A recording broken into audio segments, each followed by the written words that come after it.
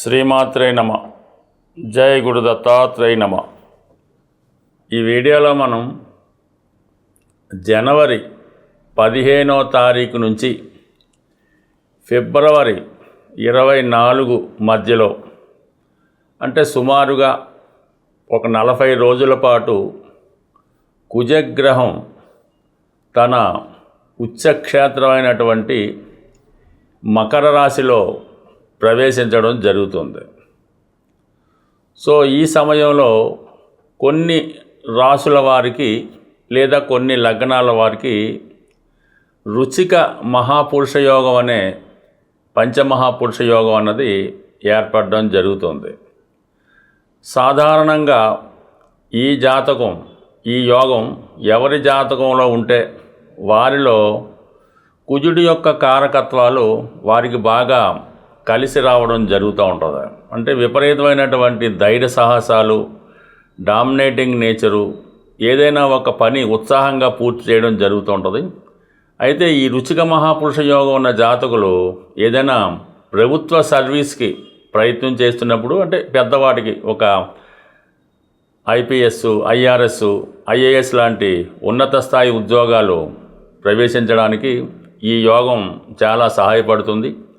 అలాగే రాజకీయాల్లో కూడా ఎమ్మెల్యే స్థాయి పై స్థాయిలో ఉండడానికి, అలాగే ఈ హోమ్ మినిస్టర్ లాంటి పోలీస్ శాఖకు సంబంధించినటువంటి వాటిలో హోమ్ మినిస్టర్ లాంటివి అవడానికి కూడా ఈ కుజుడు వారి జాతకంలో ఇటువంటి యోగంలో ఉండడం జరుగుతూ ఉంటుంది. అంటే ఈ రుచిక మహాపురుష యోగం ఏ విధంగా ఏర్పడుతుందంటే, కుజుడు తన స్వక్షేత్రాలైనటువంటి మేషకం, వృశ్చికంలో కానీ తన ఉచ్చక్షేత్రమైనటువంటి మకరంలో కానీ ఉన్నప్పుడు అవి మిగతా రాశుల వారికి కేంద్రం అయినప్పుడు ఈ యోగం అన్నది ఏర్పడుతూ ఉంటుంది.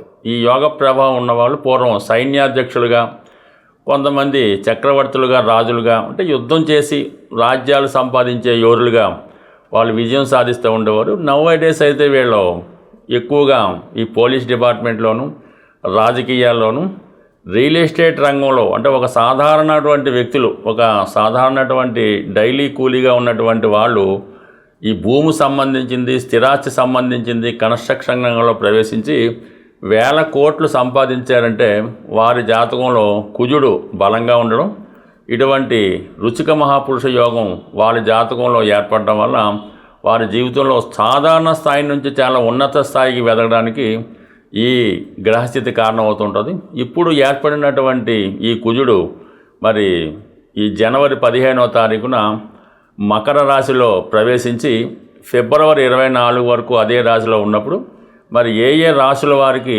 ఎటువంటి బలాన్ని ఇవ్వబోతున్నాడు, ఎటువంటి యోగాన్ని ఇవ్వబోతున్నాడు అన్నది వివరంగా ప్రతి వీడియోలో ఎవరికి వారికి ఇండివిజువల్గా తెలుసుకునే ప్రయత్నం చేద్దాం.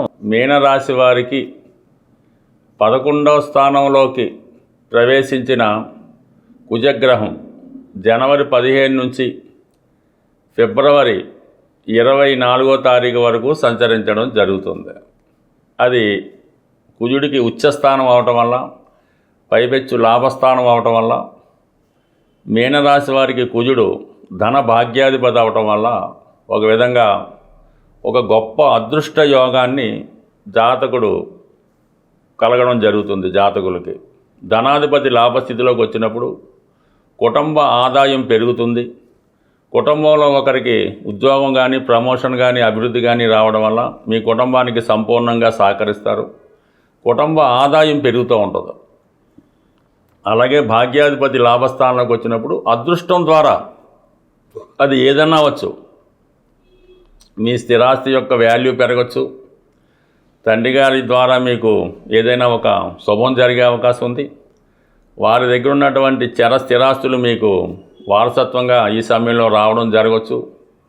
ఈ విధంగా కుజుడి యొక్క కారకత్వాలైనటువంటి అన్నదమ్ముల యొక్క సంపూర్ణ సహకారం, భూములు, స్థిరాస్తులు, వ్యాపారం చేస్తున్న వారికి కలిసి రావడం జరుగుతూ ఉంటుంది. ఒక విధంగా ప్రభుత్వ ఉద్యోగం ప్రయత్నం చేస్తున్న వారికి కూడా ఈ సమయంలో మీకు మంచి డెవలప్మెంటు, ప్రభుత్వ ప్రోత్సాహం లభించే అవకాశం ఉన్నది. ఇది క్రీడారంగంలో ఉన్న వాళ్ళకి ఏదైనా ఒక గుర్తింపు లాంటిది రావడం కానీ, ఏదైనా ఒక టీంలో సెలెక్ట్ అవ్వడం కానీ జరుగుతూ ఉంటుంది. దాంతోపాటుగా ప్రస్తుతం రవి కూడా 11వ స్థానంలో కుజుడితో పాటు కలిసి ప్రయాణం చేస్తున్నాడు. దానివల్ల ఏంటంటే గవర్నమెంట్ ప్రోత్సాహం లభిస్తుంది. పంచమ కారకత్వం కూడా రవికి ఉంటుంది.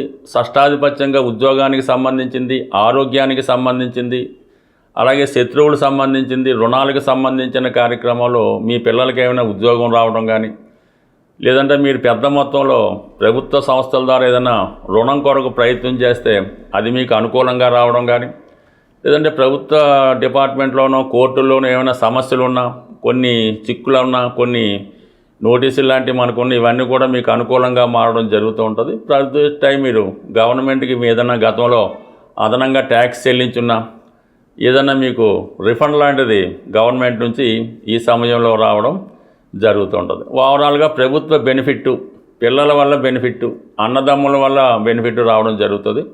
అలాగే స్థిరాస్తి సంబంధించిన విషయాల్లో కలిసి రావడం జరుగుతూ ఉంటుంది. లాభంలో ఉన్నటువంటి కుజుడు ఆల్రెడీ ధనస్థానాన్ని చూస్తాడు. తన స్వక్షేత్రాన్ని చూడటం వలన కుటుంబ పరంగా కుటుంబ సభ్యుల మధ్య ఉన్నటువంటి విభేదాలు ఏమైనా ఉంటే సమస్య పోతాయి.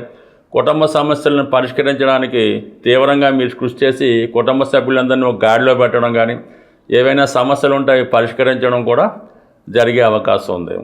అలాగే కర్కాటక రాశిని వీక్షించడం వల్ల అది పంచమ స్థానం అవటం వల్ల ఏంటంటే సాధారణంగా ఏంటంటే మీరు ఉద్యోగంలో ఉన్నటువంటి ఇబ్బందులు ఏమైనా ఉంటే అవి సరి చేసుకుంటారు. కొత్తగా ఉద్యోగం మారడం కానీ, కొత్తగా ప్రయత్నం చేయడం కానీ, అంటే ఓవరాల్గా మొత్తం మీద ఒక ప్రభుత్వానికి సంబంధించిన రవి లాభస్థానంలోకి వచ్చినప్పుడు సాధారణంగా అన్ని సమస్యలు సాల్వ్ అవుతాయి. రవి 11లో ఉంటే మిగతా గ్రహాలు కూడా మీకు సహకరిస్తాయన్నమాట. ఈవెన్ 12లో ఉన్నటువంటి రాహు కూడా మీకు అనుకూలంగానే పనిచేస్తుంటాడు. అలాగే రాశి ఉన్నటువంటి శని కూడా తను యాక్టివ్గా ఉండడం వల్ల మీరు కూడా కొంత యాక్టివ్గా ఉంటారు. గతంలో ఉన్నటువంటి ఈ బద్ధకాన్ని కానీ, బలహీనతను కానీ, ఏమైనా చిన్న చిన్న మైనస్లు ఉంటే అవన్నీ తగ్గించుకొని చాలా యాక్టివ్గా ఉండడం, ఇవన్నీ కూడా మీకు ఒక కొత్త జీవితాన్ని ప్రసాదించడానికి కారణమవుతుంది. ఈ సమయంలో అంటే మీరు జనవరి 15 నుంచి మీ యొక్క జీవన విధానంలో కంప్లీట్గా మార్చుకొని గతంలో ఉన్నటువంటి చిన్న చిన్న మైనస్లు, బలహీనతలు ఉంటే పక్కన పెట్టి, ఎవరి మీదన్నా కోపం ఉంటే వాళ్ళని పక్కన పెట్టి మీ కొరకు మీరు ప్రయత్నం చేయడం వల్ల, మీ కొరకు మీరు కష్టపడడం వల్ల ఆ ఫలితం మీకే వస్తుంది తప్ప ఇతరులకైతే కాదు కదా. ఈ సమయంలో కొంతమంది మీనరాశి వారికి ఎలా ఉంటుందంటే తండ్రి గారి మీద కోపమో, తల్లి గారి మీద కోపమో, ఇతరుల మీద కోపం వల్ల ఏ పని చేయకుండా ఇంట్లోనే ఉండడం, అందరినీ విమర్శించడం, వచ్చిన అవకాశాలను వదులుకోవడం చేస్తూ ఉంటారు. ఇది మీకే నష్టం తప్ప అవతల వారికి వచ్చిన పోయేదేం లేదు. మీ జీవితం మీ ఇష్టం కాబట్టి ఇప్పటికన్నా కొన్ని సూటిగా ఆలోచించి అటువంటి ఆలోచనల నుంచి బయటపడి మీ కొరకు మీరు కష్టపడితే కొద్ది రోజుల్లోనే మీ జీవితం సక్సెస్ గాడిలో పడి మళ్ళీ యాస్టీజ్గా డెవలప్మెంట్ వైపు వెళ్ళే అవకాశం ఉంటుంది. ఏదైనా ఒక గ్రహం మనకి అనుకూల స్థానంలోకి వచ్చినప్పుడు ఆ గ్రహానికి సంబంధించినటువంటి పరిహారం మనం చేసుకోవడం వల్ల ఆ గ్రహం మరింత ఫలితాన్ని మనకి ఇవ్వడం జరుగుతూ ఉంటుంది. అంటే మనకి ఒక గ్రహం అనుకూల స్థానంలోకి వచ్చి ఆ గ్రహం మీ రాశి వారికి మిత్రగ్రహం అయినప్పుడు పూజల ద్వారా దాన్ని మీరు అనుకూలంగా మార్చుకోవచ్చు. అది మీ యొక్క రాశికి శత్రుగ్రహం అయినప్పుడు దానాల ద్వారా దాన్ని మీరు మార్చుకోవాల్సి ఉంటుంది. అయితే ఇప్పుడు ఏదైనా పరిహారం ఎలా చేసినా కూడా దక్కుతుంది. అయితే చిన్న మార్పు అంతే, అందులో ఏమీ లేదు, కంగారు పడడానికి పని లేదు. కుజుడి యొక్క ఫలితం మనకు తొందరగా రావాలంటే ఒకటేమో సుబ్రహ్మణ్య స్వామి, 2 ఆంజనేయ స్వామి. ఇందులో ముఖ్యంగా వివాహానికి సంబంధించినటువంటి సమస్యలు, ఆర్థికపరమైనటువంటి సమస్యలు, ఉద్యోగానికి సంబంధించిన సమస్యలు, అలాగే వివాహం తర్వాత వచ్చినటువంటి గొడవలు, చికాకులు, కట్న వేధింపులు, భార్యాభర్తల మధ్య అనుకూలత లేకపోవడం, వీటన్నిటికీ ఆంజనేయ స్వామి వారిని పూజించుకోవడం వల్ల ఆ ఫలితం రావడం జరుగుతుంది. దీనికి ఏంటంటే సుమారుగా ప్రతి మంగళవారం ఆంజనేయ స్వామి వారికి తమలపాకులతో అర్చన చేయడం వల్ల, హనుమాన్ చాలీసా పారాయణ వల్ల మీకు తొందరగా ఆ ప్రయత్నం నెరవేరుతూ ఉంటుంది. అయితే సంతానం కొరకు ఎవరైతే ప్రయత్నం చేస్తూ ఉంటారో పిల్లలు కలగకపోవడం, పిల్లలు కలిగిన వాళ్ళ అభివృద్ధి లేకపోవడం, తరచుగా అబార్షన్స్ రాగడం, ఇవన్నీ కూడా మరి సుబ్రహ్మణ్య స్వామిని పూజించడం వల్ల మీకు తొందరగా సంతానం కలగడం, పిల్లలు ప్రయోజకులు అవడం జరుగుతూ ఉంటుంది. దీనికి మీరు సుబ్రహ్మణ్య స్వామికి, అది కూడా మంగళవారం రోజే పంచామృతాలతో ముఖ్యంగా బెల్లం పానకంతో సుబ్రహ్మణ్య స్వామికి అభిషేకం చేసి మంగళవారం నియమంగా ఉండడం వల్ల తొందరగా సుబ్రహ్మణ్య స్వామి యొక్క అనుగ్రహంతో అటు వివాహానికి పిల్లలకి ఉన్నటువంటి అన్ని సమస్యలు కూడా సాల్వ్ అవ్వడం జరుగుతూ ఉంటుంది. సో ఈ విధంగా మరి కుజగ్రహ అనుగ్రహం కావాలంటే చేయొచ్చు.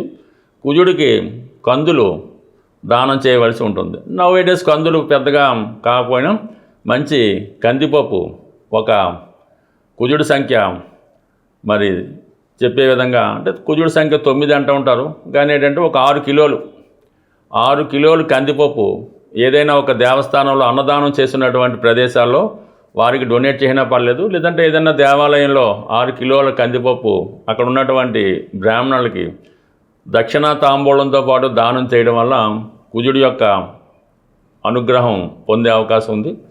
లేదంటే కుజుడికి జపం అది చేయించింది అంటే అది మీ యొక్క తీవ్రతను బట్టి పరిహారం ఉంటుంది. బట్ ఏదైనా సింపుల్గా పరిహారం ఏంటి, లేదా మీరు ఒక రాగి కడియాన్ని కాపర్తో తయారు చేసిన కడియాన్ని కుడి చేయికి ధరించడం వల్ల కూడా కుజుడి యొక్క అనుగ్రహం మీకు తొందరగా లభిస్తుంది. స్వస్తి.